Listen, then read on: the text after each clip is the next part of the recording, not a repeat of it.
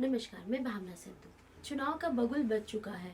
मैं लाई हूँ 10 साल बनाम 10 कहानियाँ मोदी जी पे। और मेरी सबसे पहली कहानी है महिला सम्मान की। द्रौपदी जी कहती हैं, मैंने तो दाव नहीं खेला, मैंने तो दाव नहीं खेला शाही की 64 क्रीड़ा में। जब दोष नहीं कोई मेरा, जब दोष नहीं कोई मेरा, तो क्यों मैं ऐसी पीड़ा में। जब मोदी जी 2014 में आए थे, तब मोदी जी ने कहा था बेटी बचाओ बेटी पढ़ाओ। तब हम इस नारे का मतलब नहीं समझे थे, अब हम समझ गए। मोदी जी ने ठीक ही कहा था, बेटी बचाओ। किससे?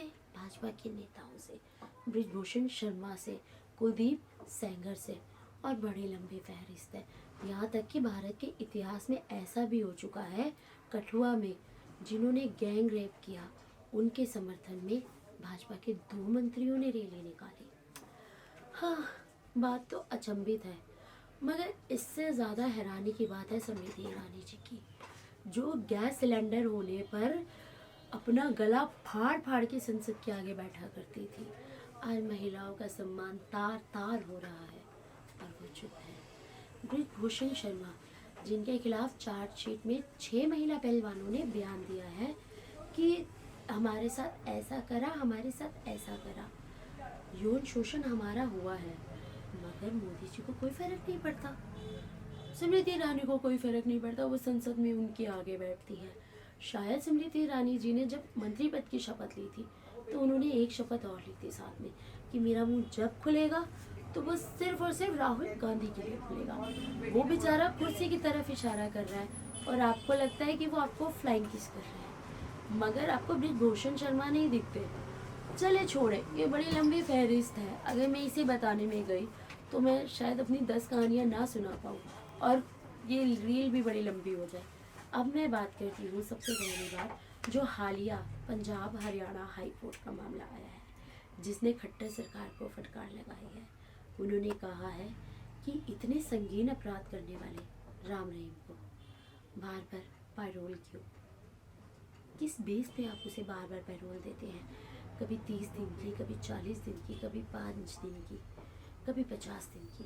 तो तब से लेके 2020 से ये सिलसिला चालू हुआ और जो आज तक उनको 9 बार पैरोल मिल चुकी, और कोर्ट ने कहा है कि वो 10 मार्च को आत्मसमर्पण करें। चलिए मोदी जी, हमें पता है आप उन्हें क्यों बार बार पैरोल पे छोड़ते हैं, क्योंकि राजस्थान में चुनाव था और गंगानगर में राम रहीम की बड़ी अच्छी बैठ है, तो आपको अपना चुनावी फ़ायदा लगा, तो आपने कहा चलो अब राम रहीम को पैरोल पर छोड़ा जाए। आदमगढ़ में जब चुनाव हुआ हरियाणा में, तब आपने उन्हें पैरोल पर छोड़ दिया। तो क्या ये आपकी सरकार है? और कुंभकर्ण का एक किस्सा, एक संवाद याद आया। तो कुंभकर्ण बोलते हैं, तुम चिंतित क्यों, तुम चिंतित क्यों हो रावण?